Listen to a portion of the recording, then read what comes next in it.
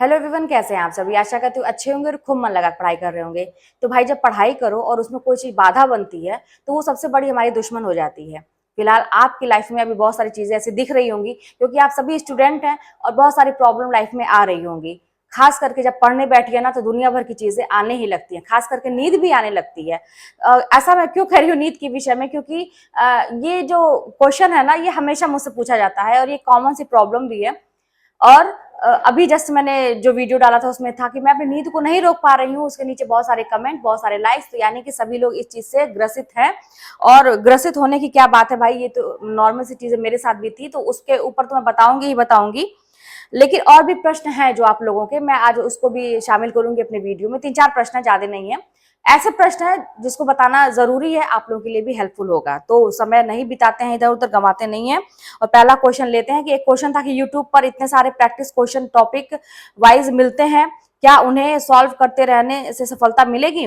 देखिए, क्वेश्चन कहीं भी आप रहे ना, अगर उसको सॉल्व करेंगे तो आपके लिए फायदा ही देगा, नुकसान नहीं देगा। लेकिन सबसे बड़ी बात यह है ना कि टाइम मैनेजमेंट, आपको उसी समय में एकदम प्रॉपर वे में जो आप एक टाइम टेबल बनाते हैं उसको कंप्लीट करना है। आपको अपना टारगेट कंप्लीट करना है, उसमें चीजों को, पिछली चीजों को दोहराना भी है और साथ में जो आपने पढ़ा उससे भी रिलेटेड क्वेश्चन करना है। साथ में आपको टॉपिक वाइज टेस्ट देना है और साथ में एक ऐसा मॉक टेस्ट देना है जो कम से कम, जितने आपके प्रश्न मान लीजिए 125 प्रश्न आते हैं तो उसमें सारे शामिल हो, मतलब एक साथ सारी चीज शामिल हो। उससे आपको ये पता लगेगा कि मेरा बाकी जो पार्ट है अपने विषय में, जो बाकी पार्ट है उस पर मेरा कमांड कैसा। ऐसा तो नहीं कि मैं बस साहित्य लेके बैठा हुआ हूँ, बस व्याकरण लेके बैठा हुआ हूँ। हिंदी की बात नहीं, आप लोग अपने हिसाब से अपने विषय में ये चीज लगा लीजिएगा कि एक ही, ऐसा तो नहीं कि आप एक ही चीज पे ज्यादा फोकस कर रहे हैं, अगली चीज छूट रही है। उससे आपको पूरा पता चलेगा कि आपका क्या है। तो भाई देखिए, अब बात है यहाँ पे यूट्यूब की बात है। तो मैं क्या करती थी कि मुझे भी ऐसा लगता था, लालच लगता था। जैसे देखती थी मैं किसी एक टीचर को तो उनका पढ़ाया हुआ लगता था, हाँ यार ये बड़ा इंपॉर्टेंट क्वेश्चन बता रहे हैं, ठीक है, उनका देखना, फिर दूसरे का देखना। ऐसे तो आपको बहुत हजारों मिल जाएंगे चैनल, लेकिन आपके पास समय की तो बात है।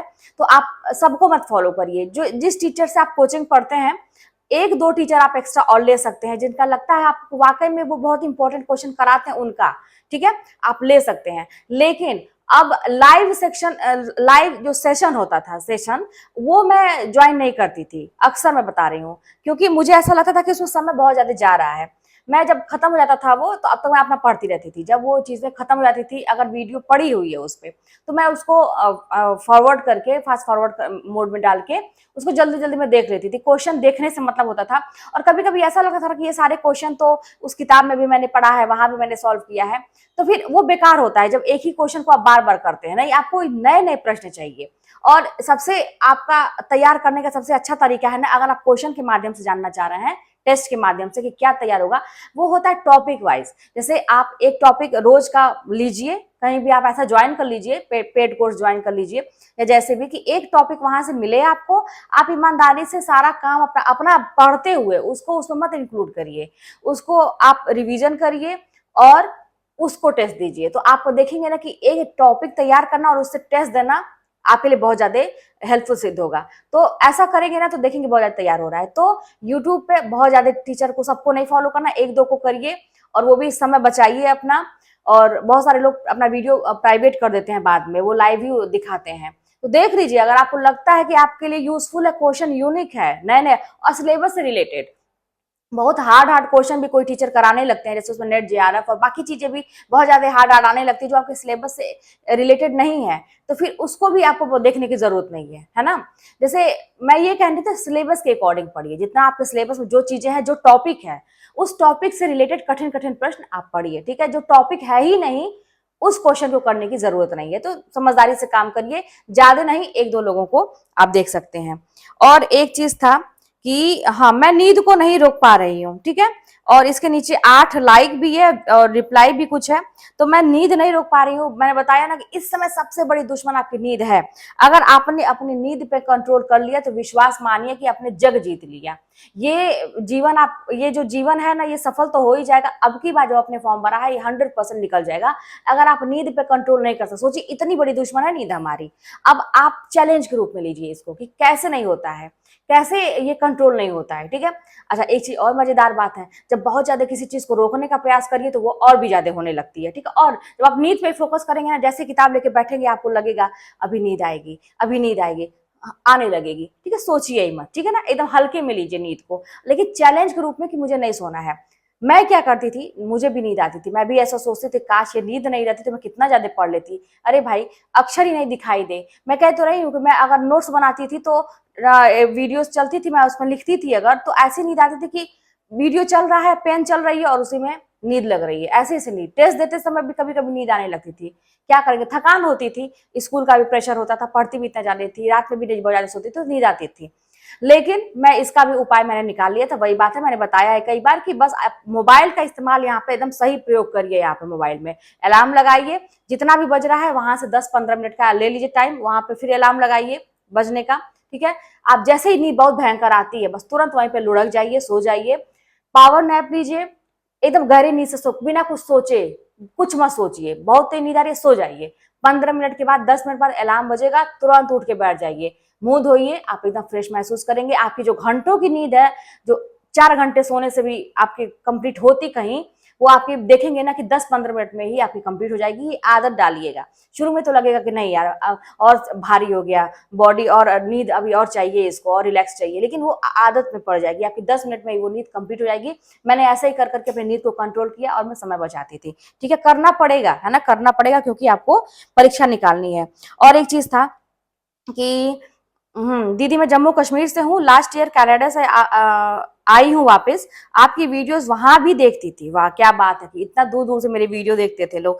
और मेरा एग्जाम है नेक्स्ट वीक, मैंने तैयारी की है, लेकिन आप प्लीज बताइए कि आपने अपने एग्जाम के एक वीक पहले क्या शेड्यूल था। बहुत ही अच्छा प्रश्न है कि आप साल भर तो पढ़ते ठीक है, लेकिन एग्जाम जब नजदीक आया था तब आपका क्या होना चाहिए। तब आपके लिए कोई भी चीज दिमाग में आनी नहीं चाहिए, बस है ना कि करो या मरो, ये वाली स्थिति। आप जितना भी स्पीड से साल भर पढ़ते आए हैं, जितने महीनों से तैयारी करते आए हैं, आपकी स्पीड और दुगनी चौगुनी हो जानी चाहिए। और मैं एक बार बता दूं, ये हो भी जाएगा, ये कोई बहुत बड़ी बात नहीं है जो मैं आपसे कह रही हूँ कि दुगनी चौगुनी स्पीड करने की जरूरत है। ये आराम से हो जाएगा। क्यों? क्योंकि एग्जाम के एक हफ्ते पहले आपकी बहुत सा, अगर आप ईमानदारी से पढ़े हैं, पढ़ने वाले के लिए मैं बता रही हूँ, ठीक है, जो नहीं पढ़ा है उसके लिए तो कोई बात नहीं है, लेकिन जो पढ़ते आया है उसकी बहुत सारी चीजें तैयार हो जाती हैं। अब एग्जाम के एक हफ्ते पहले से जो कहा जाता है, 10-15 दिन पहले ले लीजिए, एक हफ्ता पहले ले लीजिए, कि आपके पास बस एक लास्ट चांस रहता है। आपको सारा सिलेबस कम से कम आप कोशिश करिए ना कि एक हफ्ता 10 दिन पूरा दोहरा डालिए, ठीक है। अब वो हो जाएगा, क्यों? क्योंकि आपकी सारी चीजें तैयार हो चुकी हैं, बस अब आपको दोहराना है। और दोहरा जितना, बस कोशिश यही करिएगा कि चीजों को दोहराइए दोहराइए। अब वहां पे आप ये मत सोचिएगा कुछ नया ट्राई कर लें, अच्छा ये ट्राई कर ले, ये ट्राई नहीं। आप जैसे पढ़ते आए हैं वैसे ही तरीके, जिस चीज से जैसे आपको समझ में आता है वैसे ही करिए, जैसा आपका दिमाग एक्सेप्ट किया है अभी तक वैसे ही करिए, कुछ नया ट्राई करने की जरूरत नहीं है, ठीक है। बस उसी को स्पीड बढ़ा देने की जरूरत है। और सिलेबस को जितना हो सके, जितनी बार आप रिवाइज कर लें, उस टाइम में जितनी चीजों को आप जो पढ़े हैं उसको दोहरा लें, ठीक है। टेंशन नहीं लेना है कि अरे यार ये तो छूटा हुआ है, आ गया तो ठीक है। अगर आपके सामने लगता है तो उसको एकदम, मतलब कहते हैं ना कि शालीनता से, एकदम समझदारी से पढ़िए, रिलैक्स माइंड करके, हड़बड़ाने की जरूरत नहीं है उसको। बस एक कोशिश करिए कि जितनी ज्यादा बार आप दोहरा ले, ठीक है। तो अपनी स्पीड बढ़ाने की जरूरत है। और भाई देखिए, लास्ट चांस रहता है ना, तो वही तो करे, करो या मरो। थोड़ा कम ही सोएंगे, थोड़ा कम ही खाएंगे, कुछ नहीं करेंगे, किसी से नहीं बात करेंगे, थोड़ी दिन के लिए हम लोगों की नजर में गलत बन जाएंगे, परिवार वाले हमको बुरा समझेंगे, समझने दो भाई, ये मेरा लास्ट चांस है, मेरी जिंदगी की बात है। अगर एक हफ्ता 10 दिन में पढ़ के मुझे अगर इतना ज्यादा पढ़ना है तो छोड़ो ना सबको, अपने हमको अपनी जिंदगी बनानी है। जब एक बार एग्जाम हो जाए उसके बाद सबको देख, सब मैनेज कर लेंगे, बहुत सारा सबके लिए इतना ज्यादा कर देंगे ना कि सबका मुंह ऐसे ही बंद हो जाएगा, ठीक है। तो ऐसे सोच के आपको और ज्यादा अपनी स्पीड बढ़ाने की जरूरत है। और एक प्रश्न आया था, कोई भाई है वो लिखे हैं कि मैम मैंने कोचिंग का कोर्स पढ़ने के बाद, मैम मैं कोचिंग का कोर्स पढ़ने के बाद किसी और की बातों में आके दूसरी कोचिंग का कोर्स ले लिया। अब मैं कंफ्यूज हो रहा हूँ कि कौन सा पढूं कौन सा नहीं। भाई देखिए, बार बार मैं कहती हूँ, बहुत ज्यादा किताबें बटोरने से और बहुत ज्यादा कोचिंग परचेस करने से, बहुत सारे टीचर्स को देखने से आपका नहीं निकलने वाला है। अगर ऐसी गलती हो गई है तो एक ही पे फोकस करिए, एक ही कोचेस तैयार करिए, वहां से जो नोट्स अगर प्रोवाइड किए जा रहे हैं या वहां से जो क्लासेस दी जा रही हैं उसको अच्छे से कंप्लीट करिए। वही सोचिए कि हो जाए तो अच्छी बात है, ठीक है। अगर आपका सब कुछ पहले वाले से एकदम कंप्लीट होता है दोनों में पहले चूज कर लीजिए कौन सा बेटर है आपके लिए, है ना, कौन सा बेटर है वही आप काम करिए, जो मतलब लेकिन एक ही पे फोकस करिए, मैं यही कहूंगी।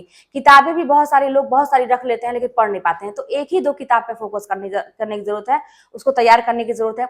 एक ही कोचिंग को देख लीजिए कौन सा दोनों में अच्छा है और जिसकी बातें आपको समझ में आती है, जिसके नोट्स अच्छे हैं, पढ़ाने का तरीका अच्छा है, उसी फोकस करिए और एकदम अच्छे से मन लगा के करिए। दो नाव पे सवार होने का मतलब होता है ना कि वो कहीं का इंसान नहीं रहता है। और ऐसे गलती बहुत सारे लोग करते हैं, पैसे बहुत ज्यादा बर्बाद करते हैं, लेकिन वही बात है ना कि इंसान सोचता है कि संसाधन जुटाता है, अपनी मेहनत को ना वहां पे कहीं ना कहीं जीरो कर देता है। यहाँ पे उल्टा करने की जरूरत है। अगर आप सफल होना चाहते हैं, आपके पास सीमित संसाधन है, कुछ नहीं है, जैसे कहते हैं ना कि लाइट नहीं है, घर में कोई ऐसी व्यवस्था नहीं है, स्टडी टेबल नहीं है और पढ़ने की जगह नहीं है, खाने पीने की भी व्यवस्था आपकी बहुत अच्छी नहीं है, बहुत गरीब घर से आप आते हैं, आपके पास किताबें भी बहुत ज्यादा नहीं हो पा रही हैं लेकिन रिलेटेड किताबें हैं, आपके सिलेबस से रिलेटेड किताबें हैं, कोचिंग भी आपने लिया है तो एक बड़ी मुश्किल से आपने मैनेज किया है, सब कुछ है, बस यहाँ पे आपकी मेहनत काम आएगी। वहां पे सब कुछ कहते हैं ना कि एक कायनात आपकी हेल्प करने के लिए तैयार हो जाती है जब आप 100% वाली मेहनत करते हैं। तो मेरे ख्याल से आज की वीडियो में मैं बहुत लंबा नहीं करूंगी और यही है कि अपना दिमाग जरूर यूज करें। जैसे मैं आपको टिप्स बताती हूँ, ये मेरा तरीका है, बहुत सारे टीचर्स आपको बताएंगे। मैं बार बार कहती हूँ कि आपकी जिंदगी, आपके पढ़ने का तरीका अलग है, आपकी जिंदगी अलग है, सिचुएशन अलग है, सब कुछ अलग है। तो अपना दिमाग जरूर यूज करें कि अगला कह रहा है इस तरह पढ़ने को, करके देखिए, अगर अच्छी बात है, अच्छा लगता है तो इसमें और एफर्ट डालिए, नहीं तो चेंज करिए। जरूरी नहीं है कि कोई भी एक ब्रह्मास्त्र हो जाता है, ब्रह्मा की लकीर हो गई कि नहीं भाई अब जो कहते हैं कि यही होगा तो यही होगा, कोई नियम नहीं है। आपको जैसे समझ में आता है, जैसे समझ में आता है वैसे पढ़िए। सफल होने से मतलब है, दुनिया लास्ट में ना आपका रिजल्ट देखेगी, कोई ये नहीं देखेगा आप कैसे पढ़े क्या। वो तो मैं आप लोगों से अपना शेयर करती हूँ तब ना आप लोग जान रहे हैं कि मैं क्या करती थी, कैसे करती थी। नहीं बताती तो आप भी नहीं जानते। मेरे जैसे लाखों पड़े हुए हैं मेहनत करने वाले जो अपनी बात नहीं दूसरों से बताते हैं, लेकिन मुझे अच्छा लगता है किसी की हेल्प करना, तो बस इसीलिए। तो आप अपने तरीके से मेहनत करिए, जैसे समझ में आता है वैसे पढ़िए, ठीक है। तो चलिए मिलते हैं नेक्स्ट वीडियो में, कोई बात होगी तो कमेंट के माध्यम से बताइएगा।